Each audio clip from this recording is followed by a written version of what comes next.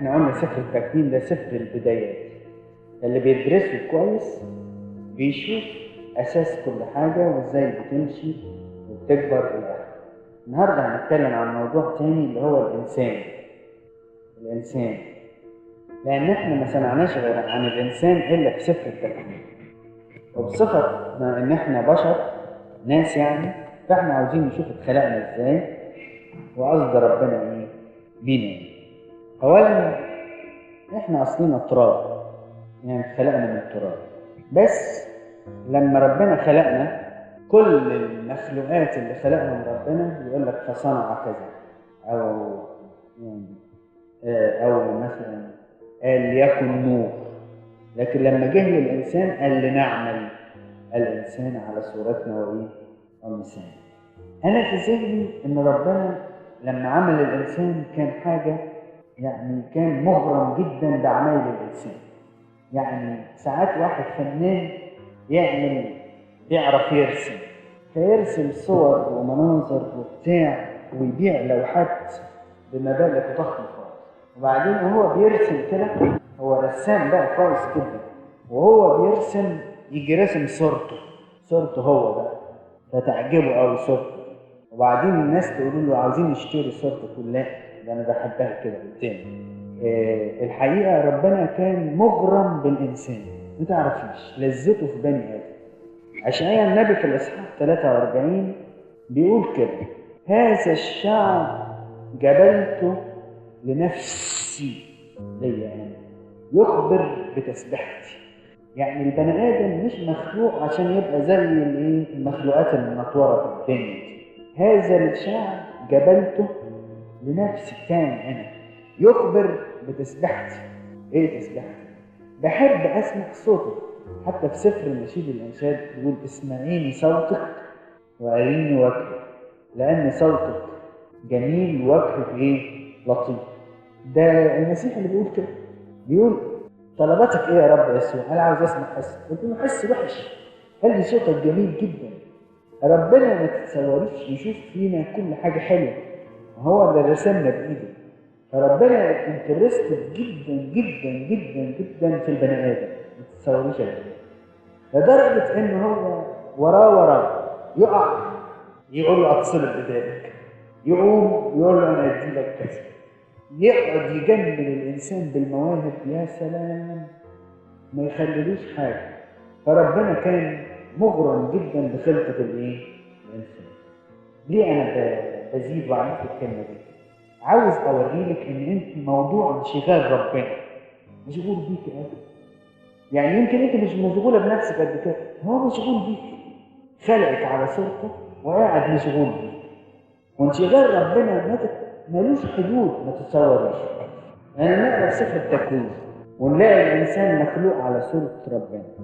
طبعا ما فيش اغلى عند الواحد من صورته، وبعدين ده ربنا، وبعدين الانسان ده شويه تراب. يوم ربنا يخلق حاجات جميله، النسناس شكله حلو، والزرافه شكلها حلو، والببغاء شكله جميل، وفي طيور في السماء شكلها من اروع ما يمكن. كويس؟ يعني ربنا بدع في الخلقه بتاعته، فنان تماما.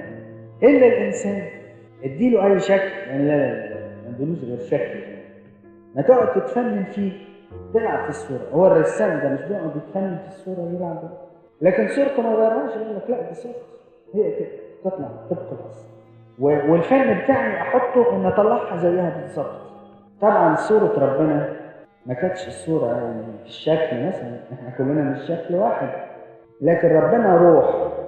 فالصوره بتاعت ربنا اللي هي فيه المحبه، الوداعه، الصبر، صوره الامان، الرحمه، الصفات الجميله الحلوه دي، حطها في البني ادم. وبجد يا اولاد ساعة الصفات دي ما تلاقيها في حد تقول الشخص ده شخص كويس، اوتوماتيك كده. ان لقيت شخص محب تقول الشخص ده حلو، ان لقيت شخص وديع زي ربنا تقول الشخص ده حلو كويس، ان لقيت شخص فيه صفات بتاعت ربنا تقول حلو الراجل ده، او البنت دي فيها صفة الوداع كده زي النسيم، يا سلام البنت دي لطيفة جدا، شكلها زي شكل العذراء. مثلا يعني احنا نقول كده. انا ما شفتش شكل العذراء يعني، لكن انا قلت البت دي شكل العذراء. انا ما اقصدش شكلها يعني شكلها. طب وانت تعرف يعني شكل العذراء؟ عاد شفت شكل العذراء ايه؟ طب ما في 3 4 صور للعذراء، هو دي مش زي دي مش زي دي.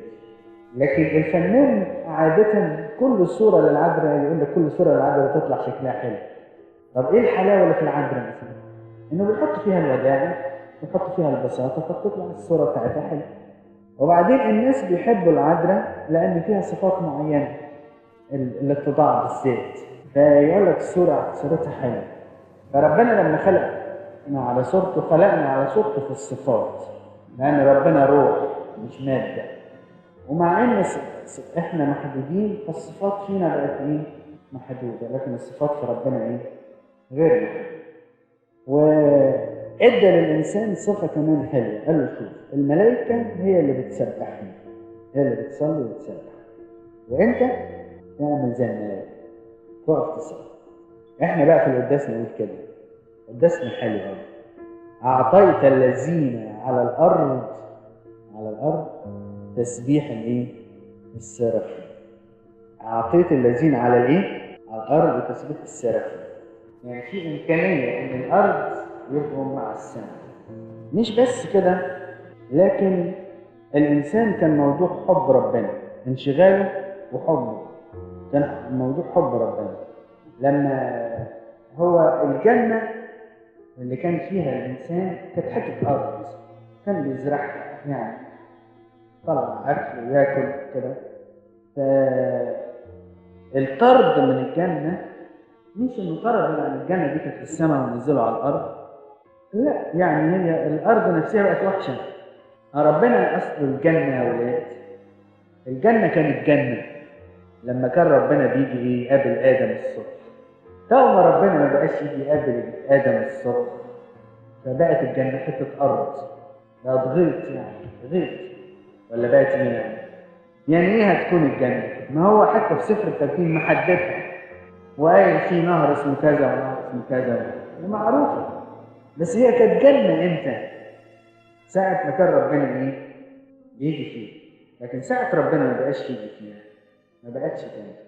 وحياة الإنسان شوية تراب، ربنا بيبقى فيهم بيبقوا جنة، ربنا ما يبقاش فيهم يبقوا إيه؟ يبقوا مش جنة. وبعدين آدم إيه طلع بقى موطي وشه كده ومكسوف، قال مش عاوز أقابلك يا رب. قال ليه يا آدم بس؟ قال له أنا عريان وضحك كبيرة خالص. فربنا عمل له قميص إيه؟ جلد ولبسه. جابوا منين يا ولاد؟ جابوا منين قميص الجلد؟ ها؟ الحيوانات. يبقى أول ذبيحة اتذبحت في تاريخ البشرية اتعمل منها قميص لبسه مين؟ آدم.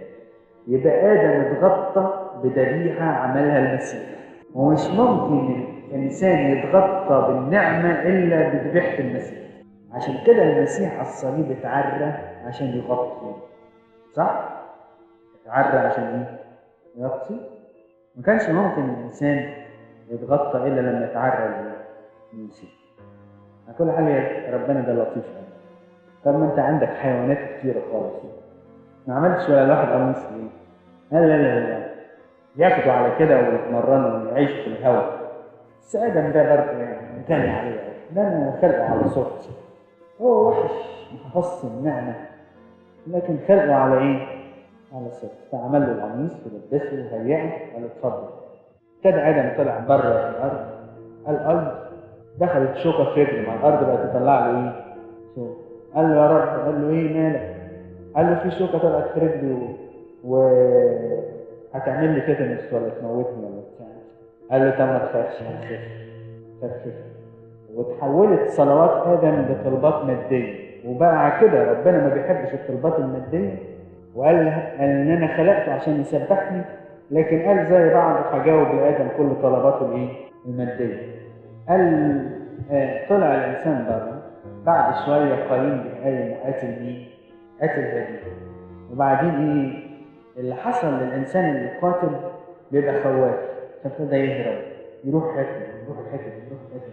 اتكلمنا المره اللي فاتت. فربنا قال له تعالى يا قايين، معلش ما تخافش، انت قتلت لكن انا خايف عليك. قال له كل الناس هتقتلني، الحيوانات هتاكلني، انا شفت منظر الدم وهو نازل ومش بنسى المنظر ده، وبالتالي هيحصل فيا. قال له لا لا لا، طمن خالص، انا اعمل لك علامه على قرطك هنا، ووصي الحيوانات في العالم كله، والناس محدش يقرب منك ولا يأذيك، واللي يأذيك انتقم منه 7. فعاش قايين في سلام رغم انه قاتل. وبعدين ربنا عمل ايه كمان؟ ابتدى يعمل عهود مع الانسان. مثلا ايه؟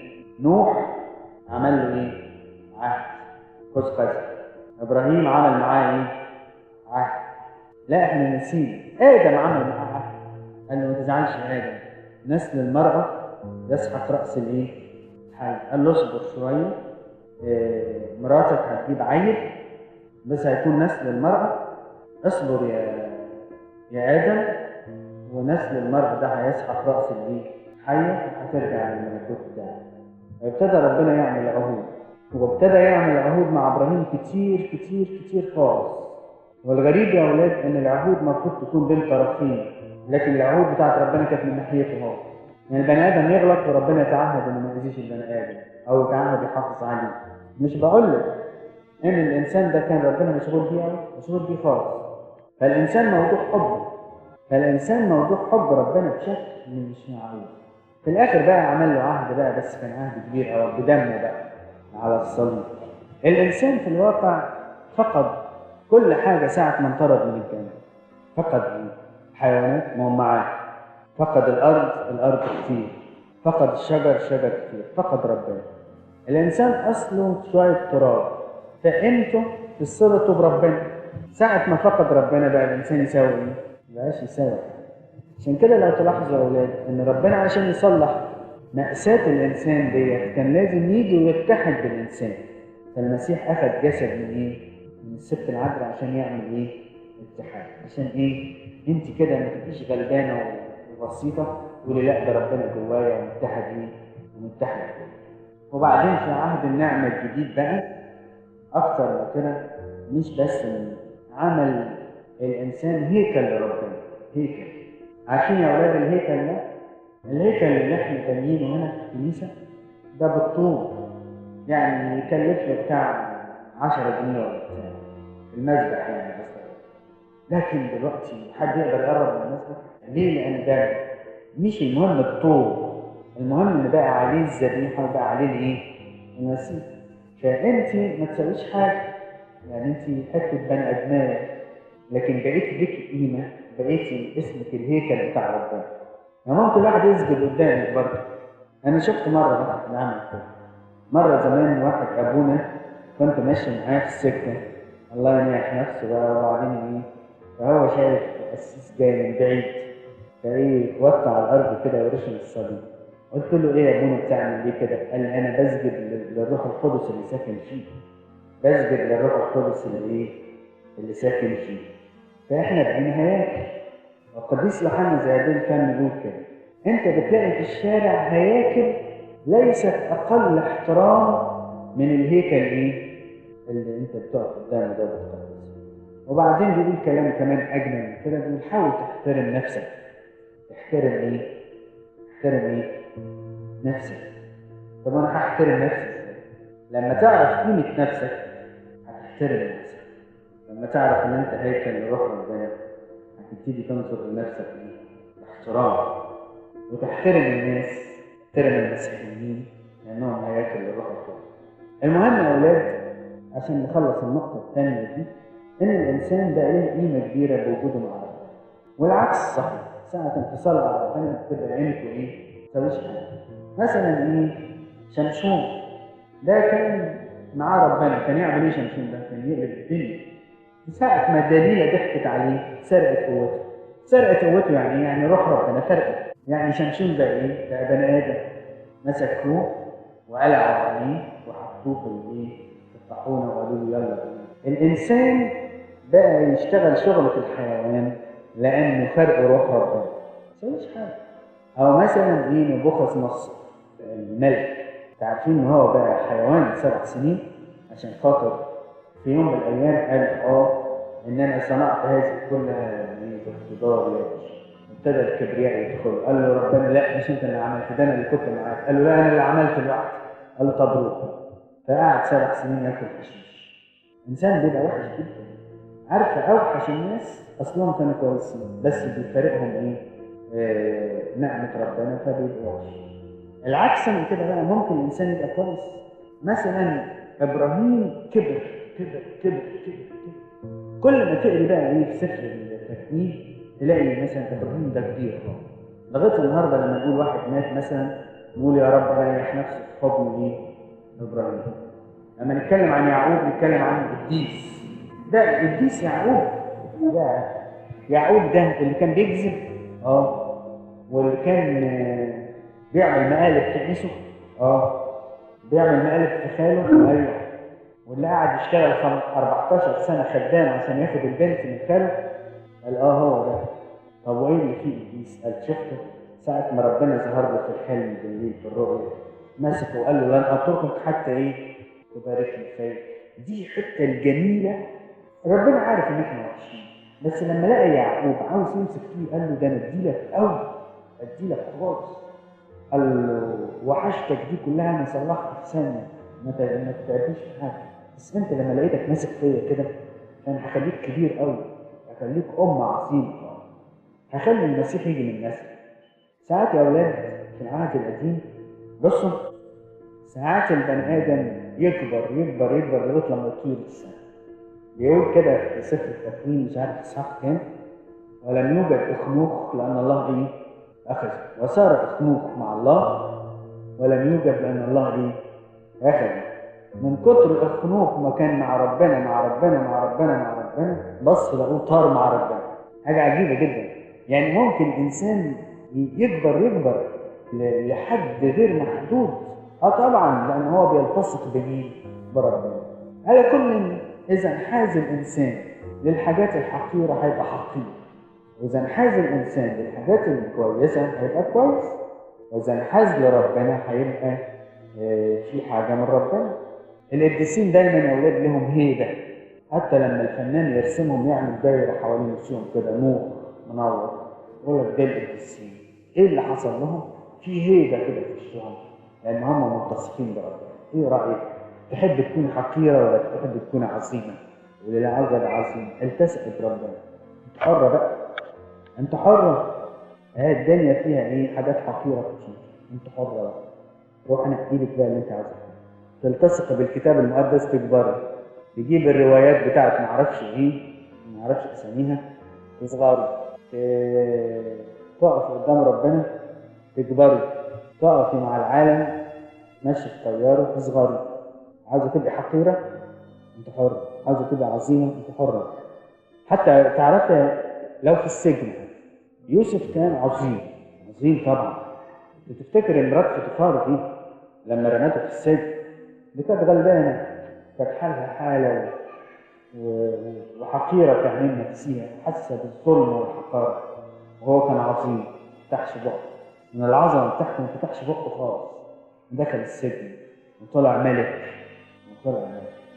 في عينين ربنا كان كبير خلاص. واضح خالص في سفر التكوين كله ان رجال الله القديسين الكبار كانوا كبار لان هم كانوا مع ربنا، مش لان هم كانوا كبار لان كان خلقتهم كده كبار. النقطه الاخرانيه ان ربنا لما خلق ادم قال له كلمتين كده باختصار، قال لهم انتوا تقعدوا في الجنه لكي تعمل فيها وتحفظوها، تشتغلوا وتحافظوا عليها، تعملوا فربنا خلق الانسان عشان يشتغل عشان ينام، صح؟ هو قال كده ربنا. قال لما خلق ادم كان ممكن يقول له اننا رزقناكم من قطايب ما اعرفش وايه وكل ادم بقى واتنعم في الجنه اللي انا خلقتها لك. لا، لان دي مش طبيعه ربنا. المسيح نفسه لما قوم الراجل المفلوج وكانوا عايزين يقتلوه سابهم ومشي، قال لهم ابني يعمل حتى الان وانا اعمل. مفيش بطاله في المسيحيه. يقولوا لي انا اتخرجت من الشغل ومش لاقي شغل. لا، مش بقصد العمل ده. العمل طبيعه داخليه في قلبك، تقعديش ساكتة. البني آدم يخلق العمل، ما يحبش البطالة. يجي الصيف تحب إيه؟ تصحى من النوم الساعة كام حضرتك؟ الساعة 11 الصبح، دي بطالة. تحب تصحى بدري، تصلي بدري، تقري إنجيلك، وتقف قدام ربنا وقفة حلوة، ديت شغل تعمله وتحافظ كمان. ليعمل ويحافظ إيه؟ ليعمل ويحفظ. في في في عمل وفي حفظ. الحفظ ان في مواهب كويسه ربنا اداها لك، تقوي على المواهب دي ايه؟ تتسرق في البحر. يعني اداكي نعمه، نعمه المحبه، ما تخليش الكراهيه تخش قلبك. اداكي الوداعه، ما تخليش الكبرياء يخش قلبك. حافظي على النعمه اللي اداها لك ربنا. لكن العمل العمل العمل العمل. بصوا، نعتبره مثلا الكتاب المقدس ده الجنه، ونعتبر انت ادم ولا حواء، وربنا خلقك وقال لك اشتغلي في الايه؟ في الجنه دي. يا سلام لو اشتغلت في الجنه دي، هتطلعك فيها ايه؟ هتطلعك فيها مليانه فلوس، تقول صحيح دي جنه بجد يا ابني. ممكن الكتاب المقدس يبقى الجنه بتاعتك اللي انت تتمشي فيه، واللي انت تقابلي ربنا فيه معرفه الصباح وتشتغل. وكل ما تشتغلي تطلع. كل بقى ما ايه؟ تضيعي وقتك وزياراتك كده لناس كده تضيعينها في الفاضي، فانت بتضيعي الفراغ بتاعك. اصل يا ابونا عندي فراغ. دي الجنه واسعه قوي، وربنا خلقك عشان تعملي ايه فيها. طب واذا ما عملتش، قال من لا يعمل لا يأكل. منتش هتحسي ابدا طول حياتك بحلاوه الكتاب المقدس ما دام ما بتشتغليش في الكتاب المقدس. انت بتيجي هنا في الكنيسه سميعه، اسمعي بس، لكن مش هتتمتعي بالكتاب المقدس ابدا بالجنه دي، ولا هتدوقي حلاوتها الا لما تعملي. فربنا خلق ادم عشان ايه؟ يعمل. لما يطلع يحافظ. ممكن في الخدمه واحده قلبها وكيلها كده، نفسها تجيب جارتها وزميلتها وصاحبتها وتجيب النفس البعيده عن ربنا، نفسها تشتغل. دي جنتها، الجنه بتاعتها اصحابها والمجتمع اللي حواليه. ما تهداش ابدا، دي جنه. ها؟ وفي واحده ما تشتغلش، رابح النفوس اكيد. والرسول يقول غاية إيمانكم خلاص النفوس. فالعمل عمل مستمر. بس كفاية كده. احنا اتكلمنا عن الإنسان مخلوق على صورة ربنا وقيمته، وبقى هيكل لربنا، وعهود ربنا موضوع اهتمامه، وربنا مشغول بيه دايما. اتكلمنا عن الإنسان اللي بيكبر وبيصغر بمدى التصاق بربنا. اتكلمنا عن الإنسان مخلوق عشان يشتغل عشان يعمل، عشان ينام. المرة الجاية بقى هنمشي بسرعة أسرع، عشان احنا هناخد موضوعين مهمين. المرة الجاية بقى نشوف نوح وإبراهيم، الحاجات الحلوة دي. نمشي بسرعة خالص.